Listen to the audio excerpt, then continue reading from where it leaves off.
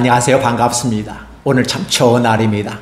하나님께서 저와 여러분의 가정에 준비하신 하나님의 은혜와 평강이 넘쳐나기를 예수님의 이름으로 축원합니다. 열왕기하 21장 1절로 9절에 있는 말씀을 중심으로 믿음 그렇게도 싫은가? 라는 제목으로 말씀을 나누고자 합니다. 기독교에는 세 가지 보물이 있다고 말합니다. 무엇일까요? 바로 믿음, 소망, 사랑입니다. 이 세 가지가 하나이면서 세 개이고 세 개이면서 하나라는 사실을 여러분은 알고 있을 것입니다. 혹 이 사실을 모른다면 이번 기회를 통해서 아셨으면 좋겠습니다. 인간의 차원에서 인간이 가질 보물을 말할 때 믿음, 소망, 사랑을 이야기합니다.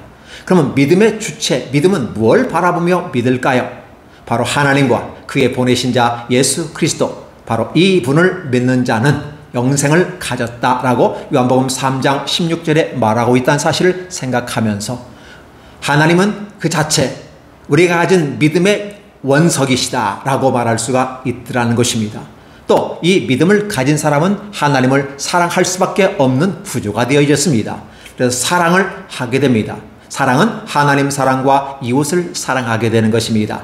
하나님 사랑과 이웃 사랑하는 것은 쉬운 일은 아니지요. 따라서 우리에게는 인내하고 하나님을 바라보는 소망하는 마음이 있어야 됩니다. 그래서 소망이라는 단어에는 반드시 인내가 뒤따르는 것이고 사랑이라는 단어에는 희생이 따르게 되는 것입니다. 그렇다면 믿음 뒤에는 뭐가 따를까요? 뒤라는 뭐와도 한 몸인 것이죠. 바로 신실한 모습 속에서 우리가 입증해야 되는 모습이 따릅니다. 자, 사랑합니다. 그러면 사랑의 표징을 보여드려야 됩니다. 믿습니다 라고 하는 것은 내가 믿음에 대한 증거를 대야 됩니다. 소망합니다 라고 하는 것은 오래 참고 견디는 모습입니다. 이것이 건강한 기독인들에게 나타나는 것입니다. 그러나 초보적인 기독교인, 즉 종교, 기독교라는 종교를 가진 사람들에게는 이 단계가 희미하게 나타납니다. 기독인의 이치에 올라가면 우리의 믿음은 신실할 뿐만 아니라 그 믿음에 대해서 책임을 지는 책임감 있는 기독인이 되는 것입니다.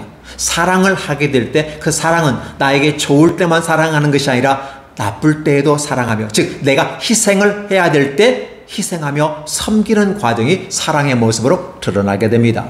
또한 소망 속에서 인내가 필요하다는 사실은 우리가 다 알고 있는 것이죠. 이렇게 성숙한 모습이 아름답습니다. 그래서 하나님께서 인간에게 주신 선물, 믿음, 소망, 사랑, 이 세 가지가 항상 있을 것인데 그 중에 제일은 사랑이라고 표현하면서 우리들의 삶의 환경과 여건 속에서 하나님은 사랑이시다라고 표현하는 것이죠. 따라서 우리가 믿는 믿음조차도 결론적으로는 무엇의 결과를 맺어가야만 하냐라는 것이었어요. 세 가지가 하나이면서 하나가 세 가지인 이 삼위일체 개념을 가지고 하는 믿음과 소망, 사랑은 사랑으로 꽃 피우게 되는 것이죠. 왜냐하면 하나님 자신은 사랑이시기 때문에.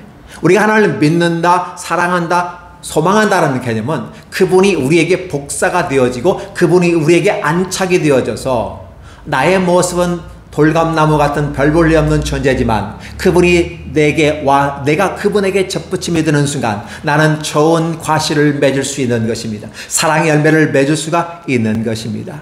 그렇죠? 그래서 오늘 저와 여러분들은 믿음의 사람이 되었으면 좋겠습니다 라는 말을 드리고 싶습니다.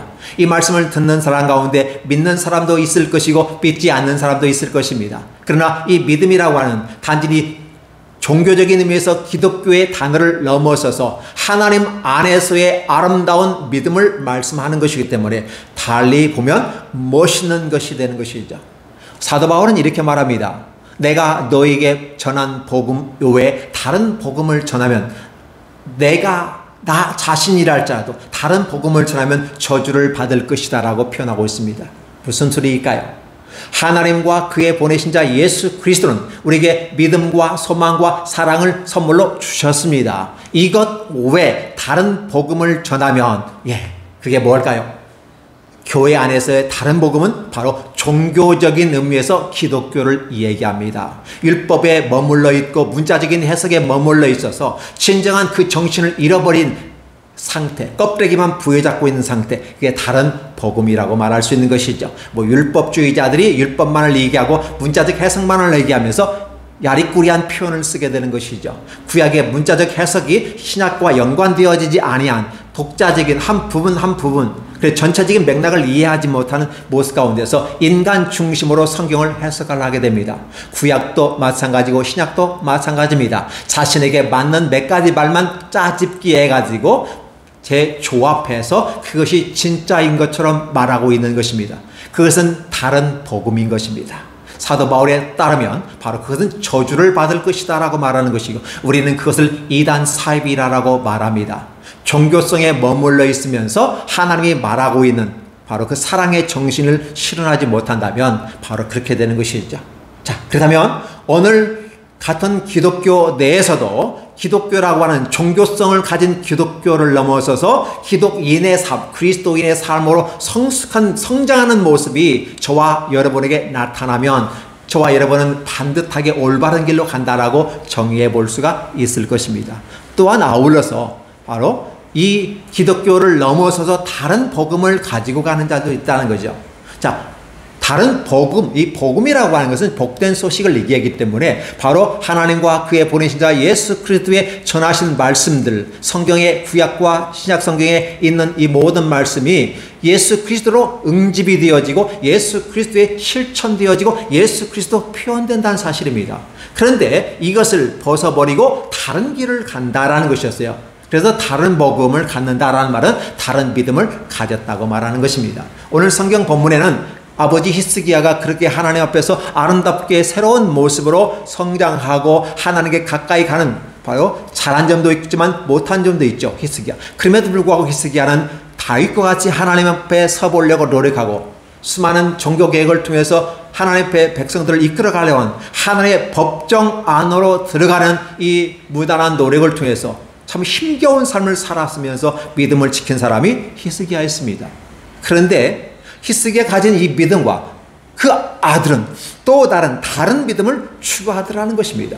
도대체 다른 믿음은 어떻게 발생하는 걸까를 한번 생각해 보는 겁니다. 히스기야 아들은 므낫세입니다. 히스기야는 므낫세를 왜 므낫세로 정했느냐라고 했을 때, 므낫세는 12지파 중에서 에브라임과 므낫세로 표현합니다. 사실은 므낫세가 형이잖아요. 그래서 사실은 어떻게 돼요? 북이스라엘의 대표주자로 이야기하면서 우리가 작은 나라 두 지파로 있지만 다른 10지파까지 통합해서 통합적인 그런 통일 국가 형태를 다윗이 형성한 것처럼 내 아들 때는 이뤘으면 좋겠다라고 하는 그 소망을 가지고 해보는 것이었습니다. 그런데 바로 그 므낫세가 아버지 히스기야와는 전혀 다른 믿음을 가지고 가더라는 것입니다. 그러니까 히스기야가 하나님을 중심으로 한 신실한 바른 믿음을 가졌다라고 성경에서 말한다면 이 므낫세는 전혀 다른 모습을 가지다라는 것이죠. 왜 그랬을까?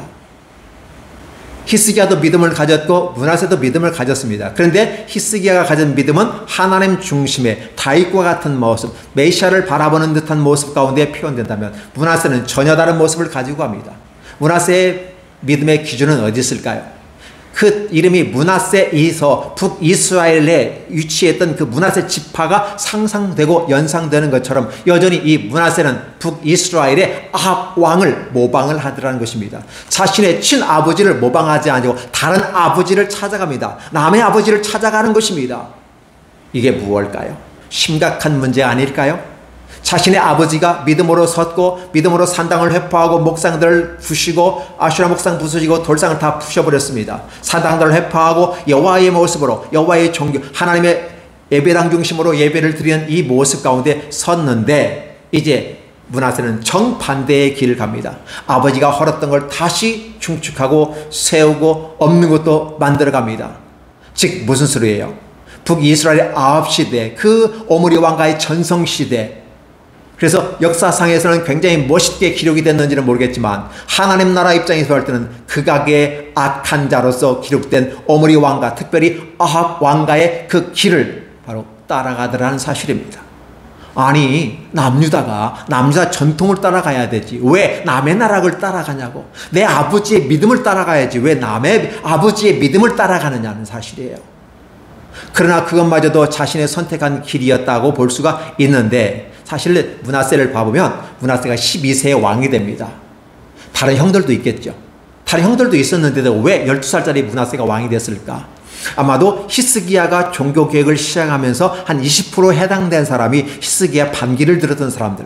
그러나 히스기야 강력한 힘과 능력으로 이끌었기 때문에 그들은 잠자고 있던 그들이, 아니 숨어있던 그들이 이제 히스기야가 죽자 바로 정권을 잡으면서 누구를 왕을 세워야 그들의 길을 필 것인가. 바로 히스기야의 제일 작은 아들을 정통성을 세웁니다. 그래서 그 아들을 왕으로 세웠지만 너무 어리기 때문에 결국 섭정을 해야 되는데 누가 섭정하게 됩니까? 그렇죠? 헵시바가 엄마라고 했는데 이 지혜로운 여인인데 사실은 그 모습 가운데 무엇을 얘기합니까? 그쪽에 여러 가지 관계되는 분들이 섭정을 하게 되는 것이고 자기가 본격적인 왕으로 등극하기지, 즉 왕은 왕이지만 실권을 잡기까지는 여전히 섭정으로 말미암아 자신이 원치 아니하는 길로 가게 되는 악한 모습들을 보게 되는 것이죠. 이러한 모습 가운데 므낫세는 다른 믿음을 가질 수밖에 없었더라는 것입니다. 자기가 왕위에 있지만 언제 나도 죽을지 모르는 상황. 내가 왕은 왕이지만 왕은 아니야. 왕 같은 왕이 아니라 자리만 앉아있는 왕. 섭정의 왕으로서 이제 새롭게 그래서 남유다가 북이스라엘과 같은 똑같은 모습을 가게 돼요. 그러니까 어렸어요. 12살 되면 지금 말하면 한 5학년 정도. 그 어린 아이가 보고 배우는 게 뭘 보고 배울까? 아버지로부터 보고 배우고 좋은 것들 배웠다면 좋겠는데 바로 자기를 이용해서 자신의 척들 아니면 여러 권력을 가진 사람들과의 관계 속에서 남유다를 흥청망청 그리고 다른 악한 행위를 하는 그 모습을 보면서 그대로 복사하게 되라는 것입니다. 물론 이것이 잘못됐다는 것은 나중에 므낫세가 알 수도 있지만 그러나 이 문화라고 하는 부분은 이 세습이 되어지고 배운 대로 하게 되더라는 것입니다. 므낫세는 바로 그 섭정하는 자들의 악한 행위를 그대로 따라가게 되더라는 사실입니다. 그런데 그러한 최종적인 부분은 므낫세가 55년을 다스렸지만 악을 행하였다. 므낫세가 여호보세에게 악을 행하여 여호와께서 이스라엘 자손 앞에서 쫓아내신 이방 사람의 가증한 일을 따라서라는 부분을 쓰고 있습니다. 그 아버지 히스기야가 헐어버린 상단들을 다시 세우며 이스라엘 왕 아합의 행위를 따라 바알을 위하여 제단을 쌓으며 아세라의 목상을 만들어 하늘의 일월 성신을 경배하며 섬겼다라고 표현하고 있습니다. 어떻습니까? 여호와께 전에 이르시기를 내가 내 이름을 예루살렘 성에 기록한다라는 표현을 쓰고 있는데요. 이 부분 속에서도 가능한 모든 부분들, 자 예루살렘에 두신 여호와의 성전에 제단을 쌓아버리고요. 여호와의 성전 두 마당에 하늘의 일월 성신을 위해 쌓았다. 사실은 어떻게 됩니까? 왜 그렇게 했을까? 왜 그렇게 했을까? 라는 부분입니다. 히스기야가 개혁을 진행할 때 80%의 모습 가운데 개혁이 진행되어지고 여호와의 하나님의 사람으로서 나라가 가서 하나님께서 위로와 용기와 능력을 주고 18만 5천 명을 한 번에 하루아침에 성장으로 만들어낸 기적들을 체험하는 이 모습, 그리고 죽은 자를 살려내고 15년의 삶을 연장시켜준 하나님의 놀라운 능력을 체험했던 그들. 그런데 어느 순간에 힘을 잃어버리니까 바로 20%의 사람들이 악한 자들이 득세하더라는 것입니다. 항상 역사의 흐름은 정반합에 흘러가는데 바로 이 히스기야의 삶에 대한 반항하는 모습 가운데 반이 섰고 그들이 바로 우상 숭배자들이었고 예전의 전통을 따라가는 세상적인 가치를 따라가는 사람들이었다는 거예요. 그들이 가게 되는 것이죠. 추후에는 이런 경우 있죠. 므낫세의 손자 요시야가 개혁을 펼쳐가면서 또 다른 히스기야의 모습으로 요시야가 펼쳐가는 것입니다. 그 정반합에 흘러간다는 해결의 역사 해석 방법이 옳은 것도 있다라는 사실을 한번 보게 되는 것이죠. 그런데 문제는 뭐냐면 이 므낫세가 바로 그 섭정 중에 어렸을 때부터 보고 배우고 했던 그런 것들이 그 삶에 그대로 이어져가는 것입니다. 이게 문제입니다. 그래서 우리는 우리의 삶의 문화 속에서 우리 자손들에게, 우리 후배들에게 이제 새싹처럼 타오르는 어린 아이들과 학생들과 대학생들이 교회를 떠나게 됩니다. 특별히 코로나19로 말미암아 한국 교회에 대해서 또 한국 교회의 좋지 못한 모습들에 의해서 많이 이제 교회를 떠나버립니다. 하나님의 말씀은 좋은데 하나님의 말씀을 믿는 사람들이, 즉 교회들이 제 기능을 못하게 된다. 그리고 이단 사이비들이 극한의 어떤 모습 가운데 보여지는 실제적인 모습을 미디어상에서 보게 됨으로써 무섭다는 생각을 하게 되면서 그들은 진짜로 하나님을 떠나면서 그들이 가는 곳은 어디냐? 이단 사이비 쪽으로 더 들어가더라는 사실입니다. 참 재미있는 거예요. 하나님 분명히 신명기 17장에도 이렇게 합니다. 하나님 외에 다른 신을 섬기는 남녀가 있거든 증인을 삼아서 분명히 돌로 쳐 죽이라고 할 정도로. 그렇게 한 이유는 뭐냐? 죽이는 데 목적이 있는 것이 아니라 죽는다는 그 모습을 통해서 백성이 두려워하며 하나님을 섬기게 만들자는 하나님의 그 의도를 지금 벗어나서 이 므낫세가 악한 길로 갔더라는 것입니다. 자, 그러면 우리가 이제 한번 살펴볼 일은 믿음에 대해서 한번 살펴보았으면 좋겠습니다. 믿음은 뭘까? 하나님이 주신 믿음과 우리가 가지는 믿음 두 가지 모습 가운데 살펴보는 것은 어떨까요? 하나님은 우리의 믿음의 원석이 되십니다. 그래서 예수님은 하늘에서 내려온 돌이 된다. 모퉁이돌이 됐다. 건축자의 버린 모퉁이돌이 됐다는 표현을 쓰고 누구든지 이 모퉁이돌에 떨어지는 자는 부셔질 것이고 그 돌이 그들 위에 떨어지면 가루가 되어버릴 것이다 라고 표현하면서 하나님께서 주신 이 믿음이 얼마만큼 강력한 힘을 가졌는데 전능하신 하나님의 모습이고 구원자의 모습인데 바로 그 예수 그리스도 반석 위에 집을 짓는 자는 살겠거니와 그 위에 떨어지는 자는 박살나버린다. 그리고 그 원석이 떨어지는 그들은 바로 가루가 되어버린다는 표현을 통해서 보면 이 원석은 우리에게 힘이 되기도 하고 우리를 파탄시킬 수도 있겠구나 하는 생각을 합니다. 우리가 슈퍼맨이라는 영화를 바라보면서 슈퍼맨이 왜 크립토나이트라고 하는 그 원석을 가지고 힘을 얻기도 하고 힘을 잃어버리기도 하는가라는 생각을 해보았습니다. 그냥 재미있게 본 것이지만 때로는 이게 성경의 기초에서 나온 건 아닌가 그런 생각을 해봅니다.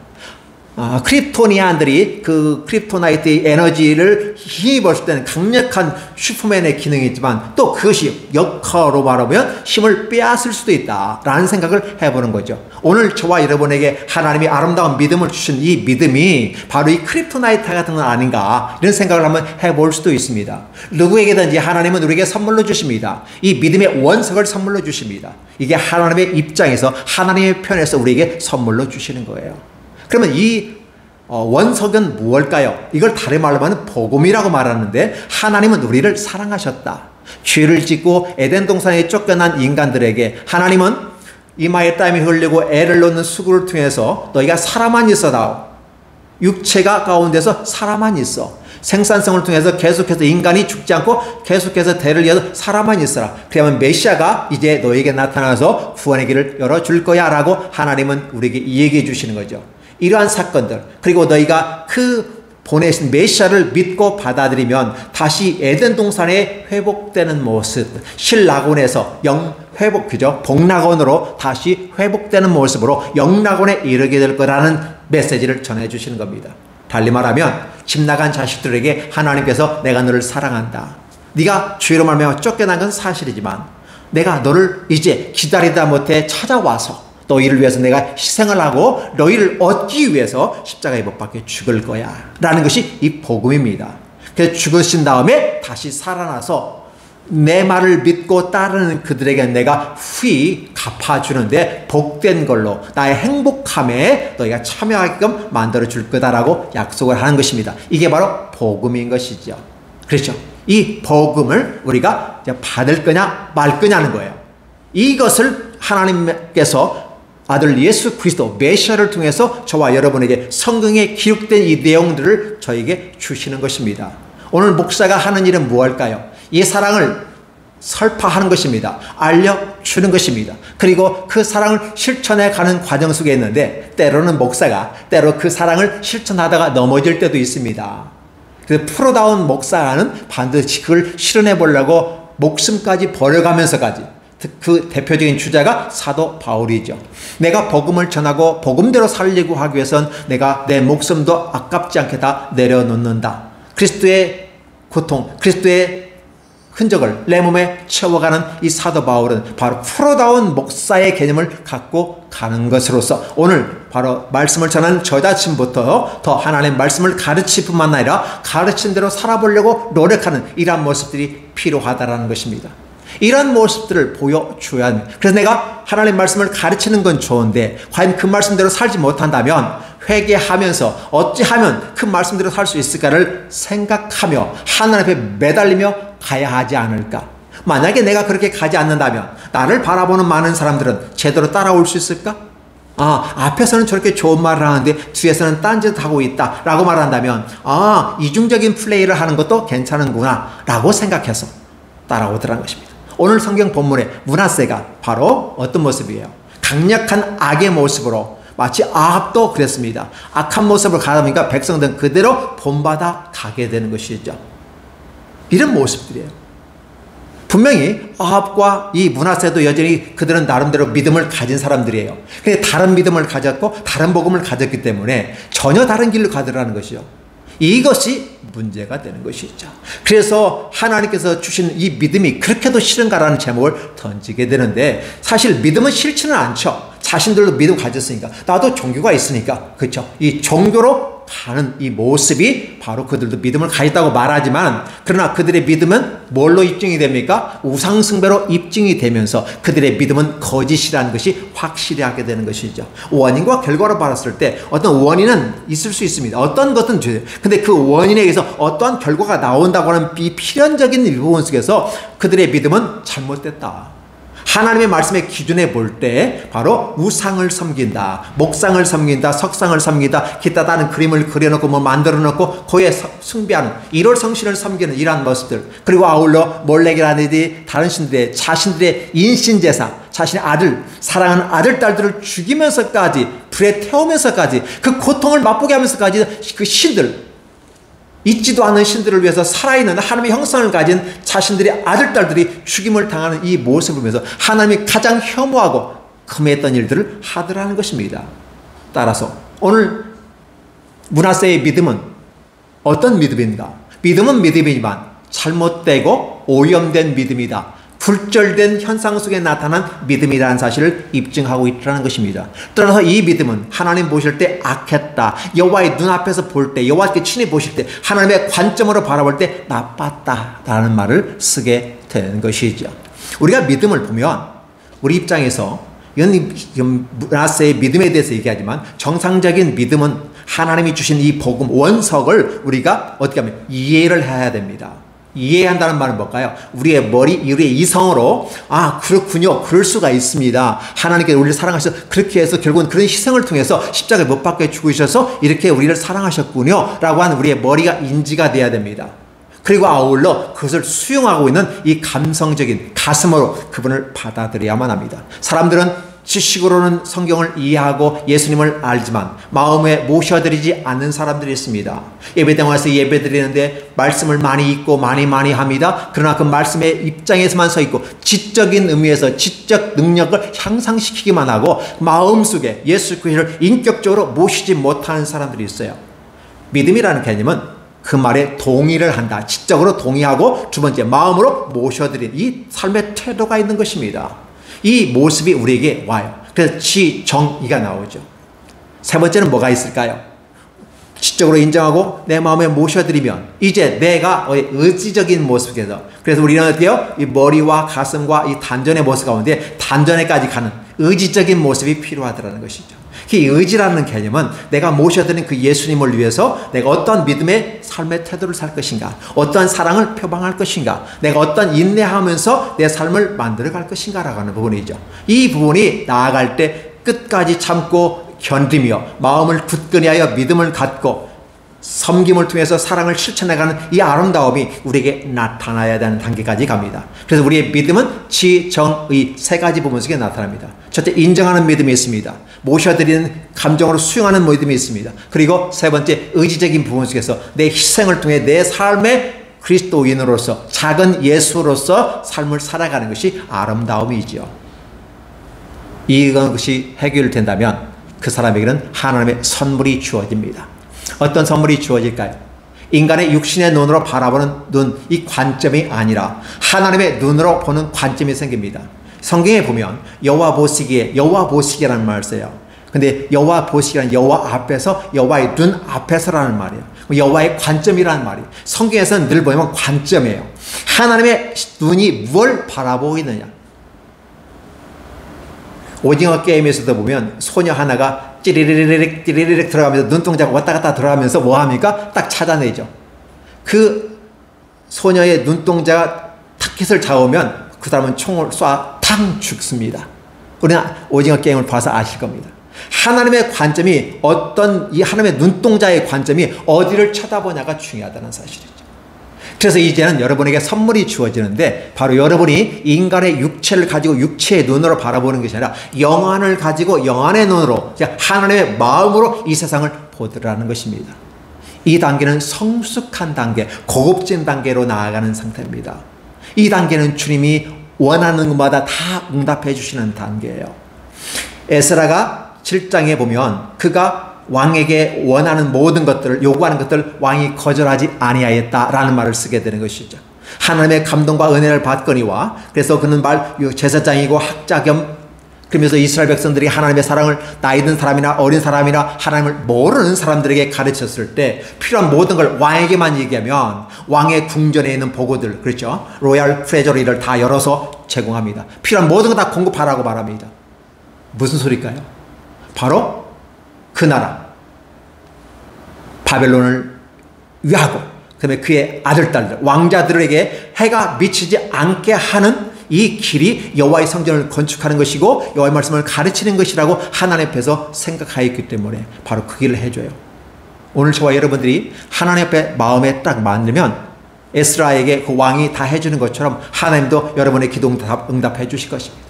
문제는 뭐냐면 그 단계에 이르지 않으면서 단순하게 내 욕심만을 채우려는 종교적인 마음 속에서 기독교에 입문하게 되고, 그러면서 욕심과 욕망을 채우고 내가 이 세상에 성공하는 그 길에 걸어가는데 하나님을 이용하고 하나님을 나의 택배 기사로 여기면서 내가 필요한 것마다 하나님께서 물건을 딱딱딱 갖다 주길 원하는 이러한 모습의 종교 생활 한다면 저와 여러분의 믿음은 낮은 단계라고 볼 수 있습니다. 아직도 이러한 부분에 있는 부분이 많이 있어요. 보이지 않는 하나님, 만질 수 없는 하나님, 느낄 수 없는 하나님. 그래서 나는 몰라. 그러나 하나님께서 구하면 주신다고 하기 때문에 구하면 좋은데 이것 주세요, 저것 주세요, 저것 주세요. 여전히 나의 기도 제목이 어디에 머물러 있습니까? 이 땅의 곳에 머물러 있습니다. 잘 먹고 잘 사는 데 목적이 있습니다. 므낫세도 마찬가지입니다. 므낫세가 아버지와 반대로, 아버지는 반아수르 정책을 쳤지만 이 므낫세는 친아수르 정책을 칩니다. 그래서 사실 많이 각출해 가서 힘들어요. 그런데도 불구하고 이 므낫세는 지략 있는 사람이라 어떻게 합니까? 아수르가 그 정책 확장과 무역로를 확장했을 때 그걸 통해서 자신의 나라 남부 네게브를 개발합니다. 예루살렘 동쪽 사막지대를 개발합니다. 사마리아 컨트리사이드라고 하죠. 기슭을 개발합니다. 그래서 수많은 농작물을 통해서 성공하게 됩니다. 그래서 경제가 부흥합니다. 그래서 이 므낫세가 그가 악한 왕인데도 어떻게 55년 동안 남유다와 북이스라엘 생각해 볼 때 유일하게 장수했던 사람이 이 므낫세인데 왜 그렇게 장수했는가를 바라보는 거죠. 여전히 므낫세 똑똑한 사람이에요. 므낫세가 멍청하고 바보스러워서 여호와의 믿음을 떠난 게 아니라는 사실이에요. 오히려 똑똑하고 지혜롭고 슬기로운 거, 경제적 개념이 분명한 사람입니다. 그래서 남유다의 경제적으로 그러니까 어떻게 해요? 일단 내 나라를 지키기 위해서는 아수르에게 어떻게 해요? 내가 당신의 편이고 당신의 종입니다 라고 하면서 내가 생명을 부진 다음에 그 힘과 능력을 같이 힘입어서 오히려 경제 발생하고 지역을 개발하는, 그래서 어떻게 보면 므낫세는 개척자, 개발자, 파이오니어예요. 개척자예요. 사막을 개간해서 백성들에게 얼마든지 먹을 걸 풍성하게 줍니다. 그리고 그걸 통해서 무역을 합니다. 그리고 아수르에 있는 향품들을 갖다가요, 좋은 거 갖다가 다른 나라에 팔면서 중개 무역을 통해서 이익을 찾습니다. 오늘 이 시대의 정치인이라고 한다면 그렇게 해야 하지 않을까요? 사실 그렇게 하는 대통령을 우리는 잘한다고 합니다. 잘 살아보세요부터 시작해가지고 어떤 대한민국이 잘 먹고 잘 살고 선진국에 이르게 하는 것은 잘한 거다라고 얘기합니다. 맞습니까? 세상에서는 그렇게 평가할 수도 있습니다. 그러나 하나님은 그러한 건 역대 지적에 기록되지 않느냐, 일반적인 인간의 역사 속에서 하나의 모습을 얘기하고 있다는 사실입니다. 그런데 성경은 그러한 관점보다 여호와의 관점으로 성경을 이야기하고 있다는 겁니다. 므낫세가 아버지 히스기야와는 전혀 다른, 왜? 12살 때 왕이 되어서 섭정하는 그 믿음, 그 주변의 환경이 악한 환경이 있다 보니까 그런 발생이 생기지 않았나. 그러다 보니까 결국은 어떻게 돼요? 므낫세가 믿음을 싫어한 것 같지만 사실은 믿음을 싫어하지는 않았다는 사실이죠. 믿음은 가지고 있어요. 신뢰하는 마음은 있어요. 그런데 어디에 믿고 어디에 신뢰했습니까? 남의 아버지를 따라갔고, 그죠? 남의 종교를 따라갔고, 그렇죠? 남유다가 아니라 북이스라엘을 따라갔고, 하나님 여호와의 종교가 아니라 바로 아합이 섬겼던 바알과 아세라의 목상과 바알 석상들, 이런 것들, 우상들을 섬기고 이럴 성신을 섬기는 악한 일들을 행했다. 없던 것도 만들어서 악한 일을. 그래서 뒤에 보면, 마지막에 보면 어떤 표현합니까? 하나님이 멸하신 악한 나라들보다도 더 악한 짓을 한 것이 이 므낫세에 따르는 거죠. 아니, 경제를 성장하고 부흥시키고 나라를 안정시키고 아수르한테 멸망하지 아니하고, 사실 아수르에 멸망시키지 않는 것은 므낫세가 잘해서 하는 게 아니라 이미 히스기야에게 약속한 거예요. 100년 후에 바벨론에게 멸망하지 아수르에게 멸망하지 않다고 했기 때문에. 그런데 이 므낫세 입장에서는 어떻게 돼요? 당장 내 나라가 안전성을 가지기 위해서는 아수르와 친자 아수르 정책을 해야 된다고 생각했고, 그걸 위해서 얼마든지 활용하면 되지, 이렇게 나름대로 지혜로운 길을 섰어요. 근데 그 지혜로운 게 경제적인 부분 중에서는 지혜롭게 했지만, 그러나 문제는 그가 악했다. 자기 아들들을 불 가운데 보내는 나쁜 짓을 하나님이 하지 말라는 건 골라서 다 했고, 찾아내서 했고, 없던 걸 만들어서도 했다는 거죠. 더욱이 여호와의 성전 안에 그걸 일월성신의 제단들을 만들고 목상들, 석상들을 만들어 놓고 우상숭배게 했다. 다행히 백성들은 그를 따를 수밖에 없었다. 왜? 강력한 권력자가 있으면 그걸 따라가는 백성들은 눈치 보며 따라갈 수밖에 없고, 그래서 백성들은 여전히 하나님을 떠나게 되라는 거죠. 이 한국 교회가 어떤 모습일까? 그 시대와 100% 같지는 않지만 이중적인 비유적 관점에서 보면 같은 의미를 갖고 가는 부분이 있다. 코로나19로 말미암아 또 정치 상황, 그 진보와 보수사회 속에서 서로 싸우면서 이쪽에 저쪽에 기울이면서 때로는 교회 내에서도 진보와 보수가 나누어지고, 그로 말미암아 하나님의 나라는 존재하지 아니하고 교회 안에서도 정치판이 펼쳐지고 있고, 누굴 찍을까 개별적인 권한에 맡기지만 여전히 그 파당들이 이루어지고, 보수와 진보의 어떤 정치적 진영들이 이 교회에 들어오고 이 세속화되어지는 모습들, 하나님의 나라가 오히려 그쪽에 임하여야 하지 않을까. 예수께서 이 땅에 들어오셨을 때, 성전을 하셨을 때 채찍으로 노끈을 만드셔서, 노끈을 채찍으로 만드셔서 다 비둘기 파는 자를 내어 쫓으시고 상을 엎으시고, 이런 내 성전을 강도의 굴로 만들지 말라라고 했는데 여전히 우리는 이 성전을 강도의 굴로 만들더라. 물론 지금 개념은 성전이 아니죠. 예전에 예수님께서 있을 때는 성전이었지만 그때 당시까지 제사장도 있었기 때문에. 그러니까 교회가 그렇게 장사터로 바뀌어서는 안 된다는 것입니다. 공간적인 의미에서는 얼마든지 교회 공간을 자유롭게 사용하고 다양하게 공간을 사용할 수 있습니다. 그러나 중요한 건 중심적인 모습 속에서 하나님을 예배하고 하나님을 찬양하며 기도하는 모습은 어떨까요? 우리는 믿음을 싫어하지 않습니다.